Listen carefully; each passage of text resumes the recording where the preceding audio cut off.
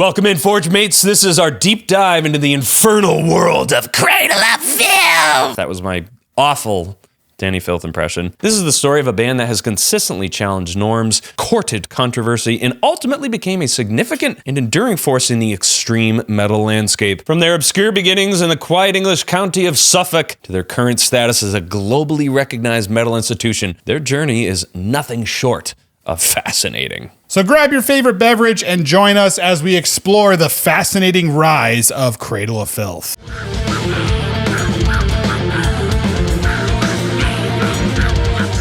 Spawned from Suffolk, the legacy of Cradle of Filth began in 1991 in Suffolk, England. Somewhat removed from other parts of the established metal scene in the UK, Suffolk perhaps fostered a sense of independence and allowed for them to develop their sound much more distinctly versus being directly influenced by the prevailing trends from other bands in the UK. Although, being from England, we were separated from mainland Europe and the majority of the sort of black metal outbreak by a gulf of water, which is the North Sea. And that segregation, I think, eventually did us wonders as a band because it kept us separate, elitist, original.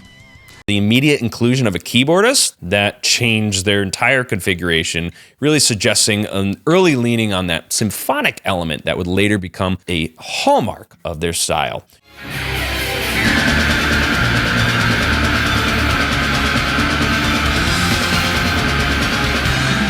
In their formative years, Cradle of Filth diligently honed their craft, resulting in 3 demo recordings in 1992, Invoking the Unclean, Orgiastic Pleasures Foul, and Total Fucking Darkness. Invoking the Unclean showcased the band's raw, emerging death metal sound with the original lineup. Orgiastic Pleasures Foul marked the first several early lineup shifts. The early fluidity in personnel hinted at a band still finding its footing, both in terms of its members and its precise musical direction.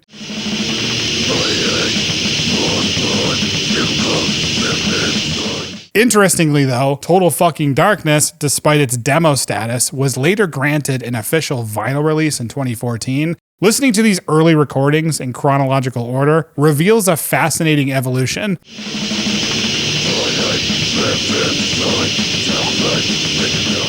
Moving from straightforward death metal of their first demo towards a sound that began incorporating more melodic and keyboard-driven influences.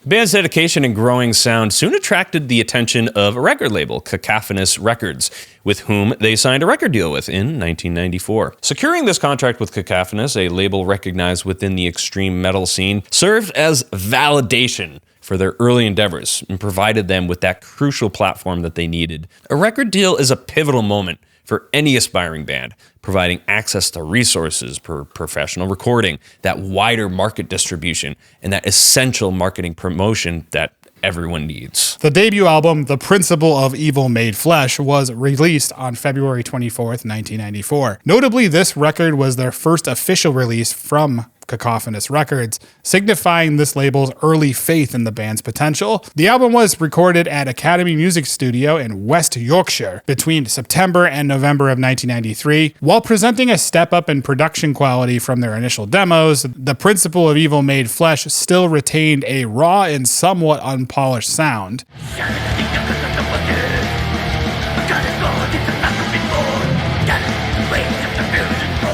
Dani Filth's vocal delivery differed noticeably from the more developed style that he would later become famous for. This album holds the distinction between being the only full-length release to feature the original guitar and keyboard pairing of Paul and Ben Ryan. Despite its early, somewhat embryonic form, the album was generally really well received. Whilst the underproduced nature of the experience and the comparatively, slightly, underdeveloped songwriting will undoubtedly dissuade some, the material here nevertheless serves as an impressive mission statement for a band with a vision that they were keen to develop. Its impact was such that, as recently as June 2006, it was included in Metal Hammer's list of top black metal albums of the preceding 2 decades. This debut, despite its imperfections, successfully introduced Cradle of Filth to a broader audience within the extreme metal underground. Even at this early stage, the album showcased a promising blend of gothic and symphonic elements, all intertwined with the black metal framework, and that suggests the deliberate artistic direction that Cradle of Filth eventually took all their subsequent releases.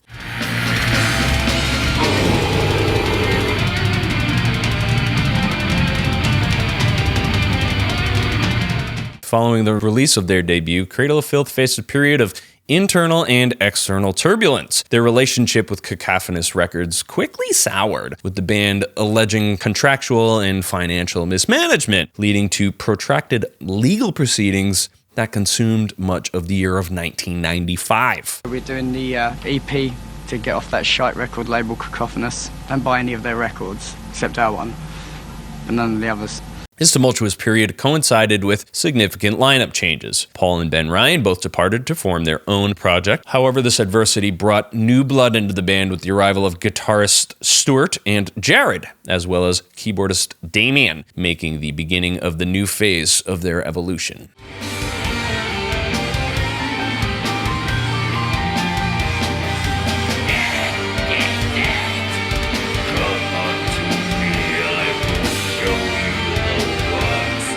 These early struggles, both with the band and with their label, underscore the challenges that often confront emerging bands, particularly within these sort of niche subgenres. Dani Filth's central role during this period proved crucial with his leadership in navigating these difficulties and ensuring the band's continued existence. You have to bend, you know, to be successful and the longevity of a career, you have to have, like, you need to think about what you're doing.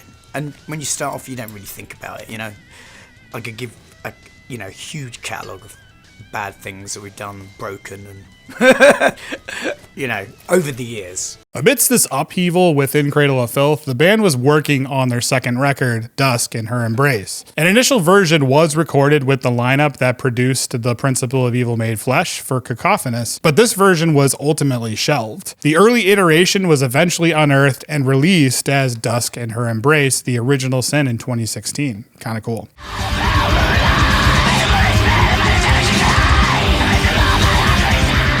The album was subsequently re-recorded with the new lineup for Music for Nations, and it was finally released in August of 1996. This re-recorded version of the album is widely regarded as their breakthrough record, and for good reason. It significantly expanded their fan base across Europe and beyond. On this recording, again, a bunch of lineup changes. The decision to scrap and re-record an entire album demonstrates a profound commitment to artistic quality and a willingness to undertake significant extra work.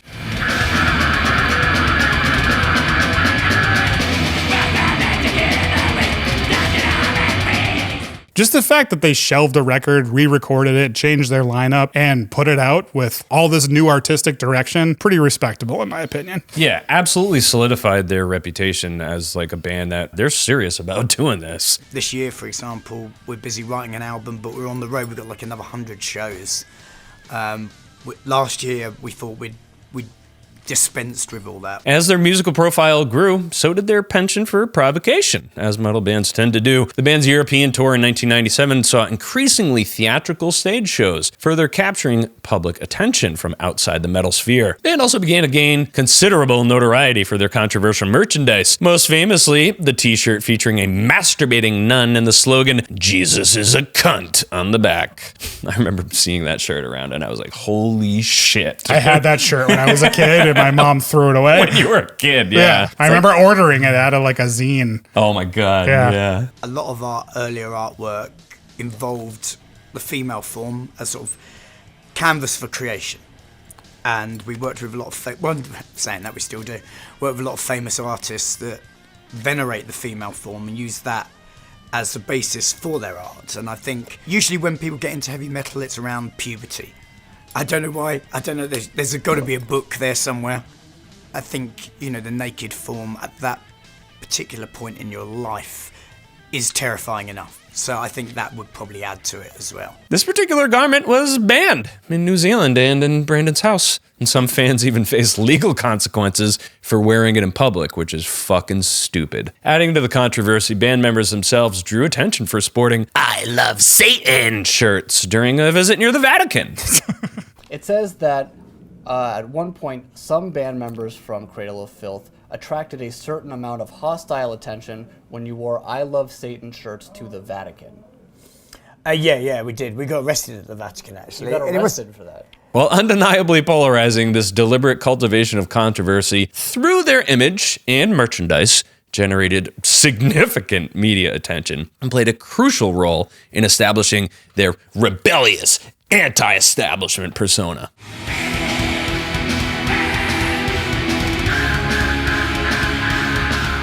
In a genre often associated with pushing boundaries, their willingness to court outrage became a key element of their brand. That's why they took off, man. In April 1998, Cradle of Filth released their third studio record, one of my favorite albums of all fucking time, Cruelty and the Beast.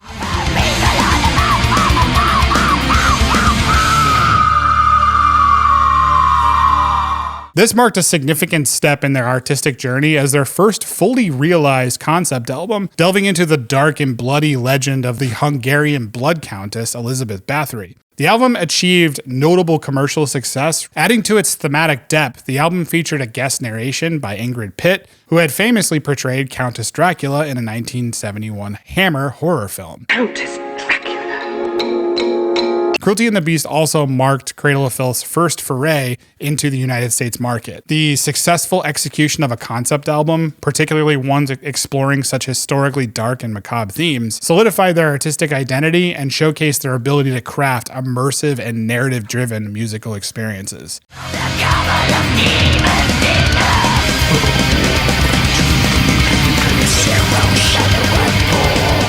The final year of the decade saw the release of From the Cradle to Enslave EP in October 1999. Pretty sure that was like the first song I had ever heard by them. With this release marked their new drummer, Adrian Erlandson, who is known for his work with At the Gates and The Haunted. And this indicated a continued evolution in their lineup and sound. This EP showcased the band's diverse musical palette, featuring 2 original compositions alongside Misfits' cover, Death Comes Ripping, and Anathema's Sleepless, which is like one of the best covers I've ever heard.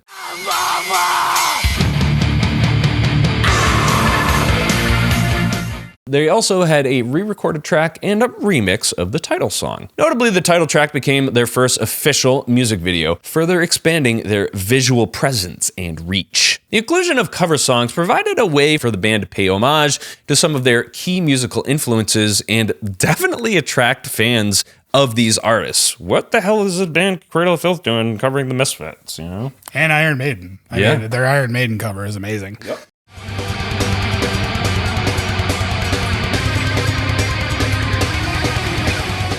Conquering the Millennium in the early 2000 era, that is exactly what Cradle of Filth set out to do. The dawn of the new millennium brought further evolution and mainstream attention for the band. Their 4th studio record, and one of our all-time favorites, Midian, released on Halloween of 2000. It took inspiration from Clive Barker's novel Cabal and its subsequent film adaptation, Nightbreed. I was born to destroy Boom and the Breed together. You're crazy. The album demonstrated their growing commercial appeal. Continuing their tradition of incorporating horror icons, Midian featured guest narration from Doug Bradley, renowned for his portrayal of Pinhead in Hellraiser. The box. You opened it. The album's lineup saw the return of guitarist Paul Allender and the addition of Martin Powell, formerly of Anathema and My Dying Bride on keyboards, replacing Les Smith. Their consistent engagement with horror literature and film through both concept albums and notable collaborations cultivated a strong and dedicated niche audience while also solidifying their recognizable brand. It'd be good if people, and they have, got into the aesthetics, the topics and the themes and the literature and the art and that the band venerates and the band encapsulates in their music. If they could take a piece of that, that's cool as well. It was the summer of 2001 and the band released the EP Bittersweets to Succubi on their own Abracadaver label. This EP was a unique offering comprising 4 new tracks, re-recordings from 3 songs from their debut, and 2 instrumental pieces, and cover of Sisters of Mercy, No Time to Cry.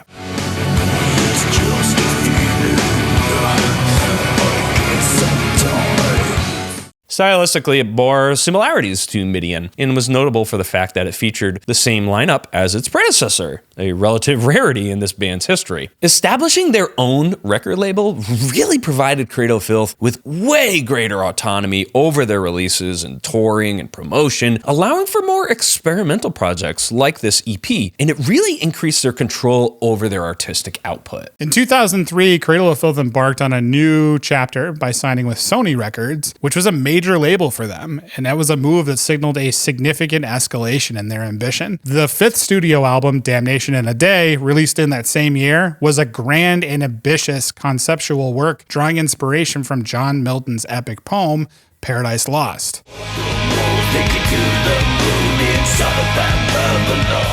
This album was particularly noteworthy for its incorporation of an 80-piece orchestra, the Budapest Film Orchestra, and a 40-piece choir, marking a dramatic increase in production value and the sheer scale of their musical arrangements. But we took their money, which was a lot, and enjoyed ourselves with it. And in fact, we first thing we did was hire a 101-piece orchestra, which is the Hungarian, was it Radio and Film Orchestra? And then everybody is expecting, all our fans expected us to be the Backstreet Boys now that we were signed to Sony. And we did completely the opposite. We did an album that was literally falling off the CD because it was so long and so convoluted and, you know, so orchestral. And so, yeah, I think what we like doing is like surprising people and doing things our own way. The album also spawned their most commercially successful single to date, Babylon AD. The collaboration with a full orchestra demonstrated their unwavering commitment to pushing the boundaries of extreme metal and seamlessly integrating cinematic and classical elements into their music.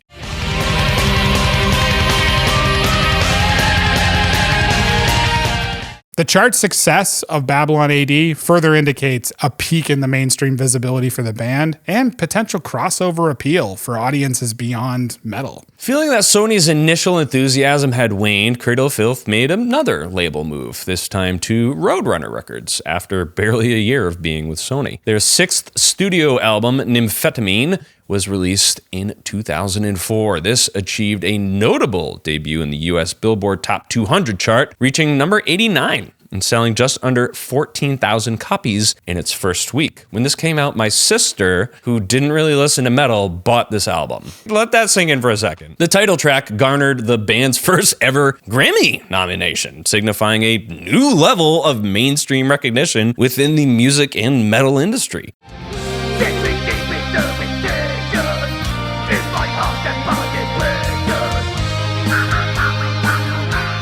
Also saw the return of Doug Bradley, providing narration and maintaining a familiar sonic element to their dedicated fan base. That Grammy nomination was significant, validating their artistic endeavors on a larger platform and, of course, attracting new listeners who might not have otherwise known who the fuck this band was.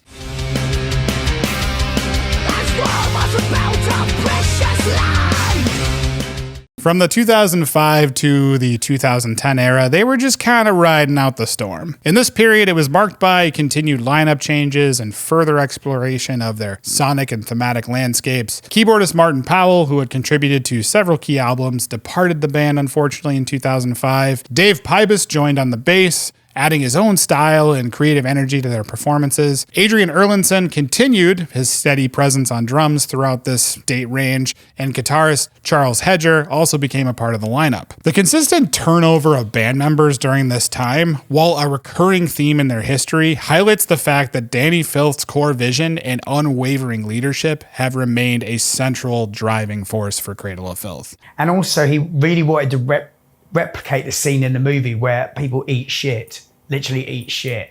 I said, I'm all for this, but there's going to be a line drawn here. And he really wanted to push the video a little bit further. Pretty remarkable that this band just hasn't given up, given the amount of lift that they've had in their music. And in 2006, they released their 7th studio album, Thornography. This album was produced by Rob Caggiano, known for his work with Anthrax, potentially indicating a desire to explore new sonic textures and reach a different segment of their audience. Doug Bradley once again lends his voice to the album, providing narration and that thematic link to their previous works. Perhaps one of the most surprising elements of Thornography was their cover of Heaven 17th's synth pop classic Temptation. You've got to make me an offer that cannot be ignored. This unexpected cover choice demonstrated the band's eclectic musical tastes and their willingness to experiment beyond the confines of metal. It definitely turned some other heads that were like, what the hell are these guys doing? In their 2008 release, Godspeed on the Devil's Thunder, this marked a return to the concept album format. This time focusing on the dark and controversial life of this guy, I'm not going to try to say it, a 15th century nobleman and companion of Joan of Arc, who later became infamous for his heinous crimes. This album solidified their ongoing fascination with historical narratives steeped in darkness and the macabre. Notably, Godspeed on the Devil's Thunder was the last full-length record to feature the distinctive backing vocals of Sarah Diva, who had an integral part of the band since 1995. Losing Sarah Diva was definitely a huge hit to this band. Her departure really signified that notable sonic shift, as her harmonies and vocals, that's what people were expecting to hear from Cradle of Filth. Long-term members often become deeply intertwined with the band's identity. Their departure can often lead to a palpable change in the overall sound and feel of the music.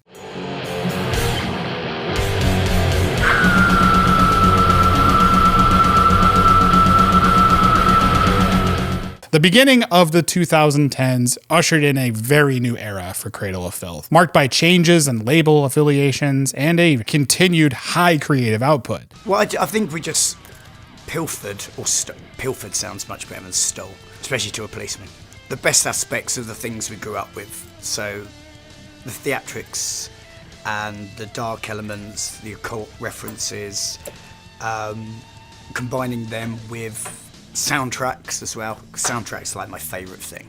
I think I listen to soundtracks more than I do metal. In 2010, the band left Roadrunner Records and signed with Peaceville, a much better fit, for distribution in Europe, and Nuclear Blast Records for North America, also a fantastic fit. This transition to new labels can often provide a band with a sense of revitalization and access to different promotional and distribution networks, potentially opening up to new opportunities for reaching different segments of different audiences. And as you can see, this is just something that they have just consistently done, is tried to tap into different audiences here. And in 2010, they tried this with their new arrangement, Darkly, Darkly, Venus Aversa, another concept album, this time exploring the myth of the demon Lilith.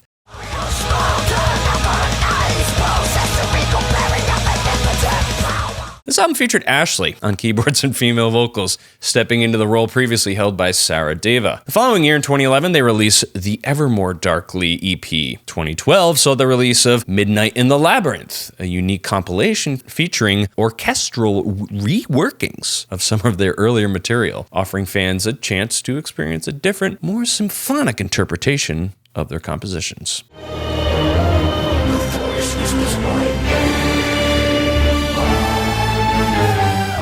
Later in 2012, they released The Manticore and Other Horrors, which marked the addition of two new guitarists, Marek Shmurda and Richard Shaw. And this brought back their twin guitar harmony that had been so significant in their earlier sound.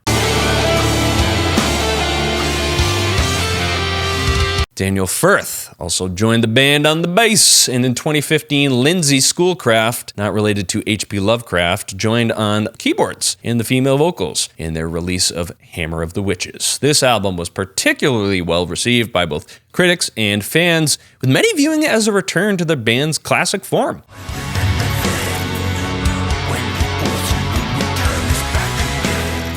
As we said earlier, 2016 saw the release of Dusk and Her Embrace, the original Sin, finally bringing to light that long-lost 1995 recording of their seminal sophomore album.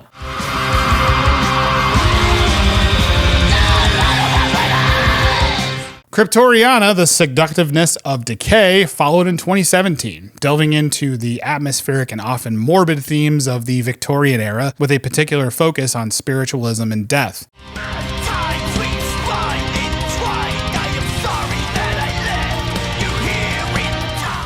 In 2021, they released Existence is Futile, featuring Annabelle Aratni on keyboards and female vocals. And finally, their 14th studio album, The Screaming of Valkyries, was released in March 2025. A fantastic fucking record, which introduced new members, Donnie Burbage on guitar and Zoe Marie Fedorov on keyboards and vocals. This consistent stream of album releases, despite the numerous lineup changes throughout their history, underscores the band's enduring creative drive and their unwavering commitment to their art, man. And this just adds another layer of intrigue to their ongoing story. And the recent news of a collaboration with pop superstar Ed Sheeran. Okay. This highly unexpected pairing has generated considerable buzz and speculation across the music world. It's going to come out. It's a timeless song. It does exactly what it says on the tin. It's Ed Sheeran and it's Cradle of Filth. It's got a blast beat. Ed really goes for it, but he also plays acoustic guitar and does a bit of his crooning. So yeah, it'll see the light of day. But I mean, if we had to do another one, I would really love, and this is just being picky for the sake of it, but I'd like Lana Del Rey. I think that would be a really, really cool collaboration. While the precise release date for this collaboration remains uncertain at the time of this recording, both artists are navigating busy schedules and the shared desire to ensure that it doesn't overshadow Cradle of Filth's album release. This prospect is a genre-bending track that we are definitely both intrigued about. And this is just Cradle of Filth again being like, let's do something weird that's gonna get the public interested.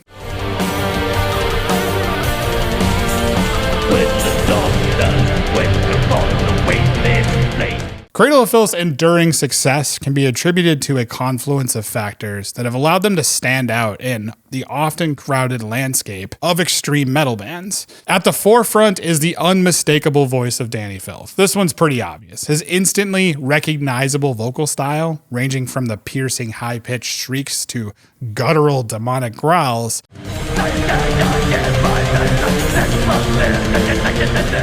is a defining characteristic of the band's sound and a major contributor to their unique identity. As the sole constant member and the primary lyricist, his lyrics are amazing, by the way, his artistic vision has been the guiding force that has steered this band through numerous lineup changes and diverse sonic explorations. His lyrical themes, deeply rooted in Gothic literature, poetry, mythology, and classic horror films, and they provide that rich, often intricate and darkly romantic narrative backdrop to their intense theatrical music.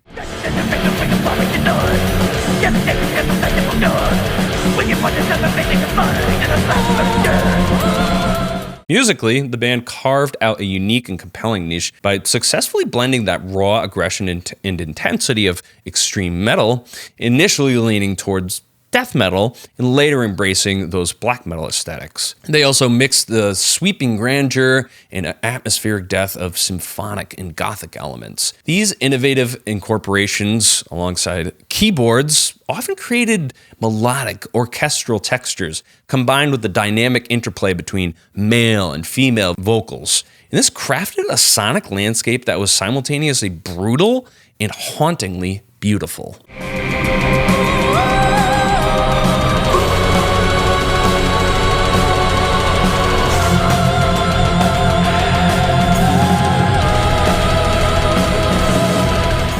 Cradle of Filth has never shied away from controversy either, strategically utilizing provocative imagery, blasphemous as hell lyrics, and attention-grabbing merchandise to just generate media attention. And that's what worked, man. That's what all the kids were drawn to. I don't want my children to be walking around and being encouraged to wear that kind of t-shirt. While undeniably divisive, their provocative approach ensured that they remained firmly in public consciousness, and it got the kids listening. Yeah, beyond their sonic and lyrical content, Cradle of Filth has always understood the importance of that visual presentation. Even outside of their merchandise, they had elaborate stage shows featuring theatrical costumes, intricate makeup, and a consistently dark and gothic aesthetic, providing an immersive, memorable experience for concert goers. Their music videos often resembled short horror films, further enhancing that visual storytelling and reinforcing their overall brand identity and the values that they want to put out there. This commitment to their strong visual presentation made their live performances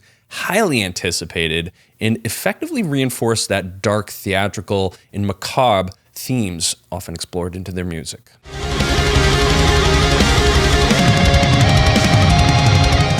And despite facing those numerous lineup changes throughout their extensive history, Cradle of Filth has demonstrated insane resilience, consistently releasing album after album and embarking on tours for over 3 decades. Dani Filth's unwavering dedication and leadership is truly a sight to behold. His artistic vision has been absolutely crucial to this band's impressive longevity. You don't really know as a person how, until your back's against the wall, how you can react to that, how strong you can be.